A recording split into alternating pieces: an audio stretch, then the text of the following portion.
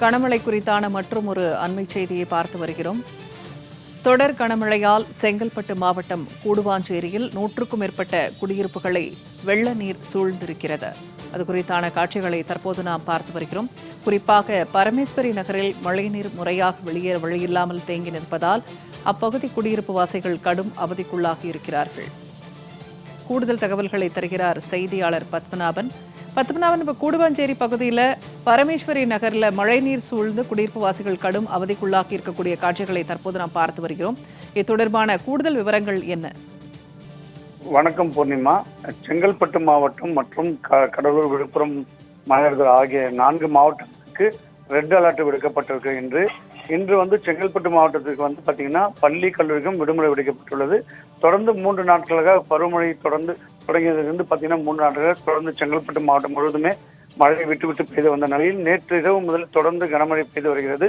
குறிப்பாக கூடாஞ்சேரி பகுதியில் உள்ள பரமேஸ்வர் நகர் பகுதி முழுவதும் இந்த வெள்ள நீர் அந்த குடியிருப்பு பகுதி முழுவதும் சூழ்ந்துள்ளது. 100க்கும் மேற்பட்ட குடியிருப்பு பகுதி இங்கு வாசிக்கும் மக்கள் வெளியேற முடியாமல் தற்போது அவதியாகி வருகின்றனர். தங்கள் இல்லங்களிலிருந்து வெளியேற முடியாமல் அதாவது பால் மற்றும் அத்தியாவசிய பொருட்களும் வாங்க முடியாமல் சூழ்நிலை ஏற்பட்டுள்ளது. அதாவது குடியிருப்பு வாசிகளை தங்கள் அந்த பகுதியில் கூடிய நகராட்சி சார்ந்த அதிகாரிகளும் மாவட்ட நிர்வாகம் இதுவரைக்கும் எந்தவித நடவடிக்கை எடுக்கவில்லை. குறிப்பாக அந்த பகுதியில் இருக்கக்கூடிய மக்களே தங்களுடைய தண்ணீர் அந்த மழைநீரை வெளியேற்ற அவர்களே தங்கள் நடவடிக்கை எடுத்து வருகிறார்கள். அது மட்டும் இல்லாமல் அந்த பகுதி முழுவதுமாகவே மழைநீர் சூழ்ந்துள்ளது. அது இல்லாமல் அங்க இருக்கக்கூடிய வாகனங்கள்லாம் பார்த்தீங்கன்னா மழையில முழுமையாக நனைந்துள்ளது. இதனால் முழுகி காணப்படுகிறது. நிறைய வாகனங்கள் முழுகி அந்த வாகனங்கள் எல்லாமே பழுதாகி உள்ளதாக அவர்கள் அந்த வாகனத்தை கூட எடுத்து செல்ல முடியாத சூழ்நிலை ஏற்பட்டுள்ளது. தொடர்ந்து குடியிருப்பு பகுதி முழுவதுமாக இந்த வெள்ள நீர் சூழ்ந்துள்ளதால் பொதுமக்கள் வெளியேற முடியாலும், அதாவது அந்த பகுதி முழுவதுமாக வண்டு மற்றும் பாம்பு போன்றவதும் அங்கு வரக்கூடிய அவர்கள் மக்கள் வெளியே உள்ளதாக ஒரு அச்சத்தில் உள்ளார்கள். தொடர்ந்து இந்த பகுதி முழுவதுமே இருக்கக்கூடிய மழைநீரை வெளியேற்ற வேண்டும். வெளியேற்றினால் மட்டுமே அந்த பகுதியிலிருந்து தங்களால் வெளியேற முடியும். அது மட்டும் இல்லாமல் அவர்களால் வேலைக்கு செல்ல முடியாமலும், அதாவது பள்ளி இன்று விடுமுறை விடுபட்டாலும் தங்களால் யாரும் ஒரு அத்தியாவசிய பொருட்களும் வாங்க செல்ல முடியாமல் ஒரு சூழ்நிலை ஏற்பட்டுள்ளது.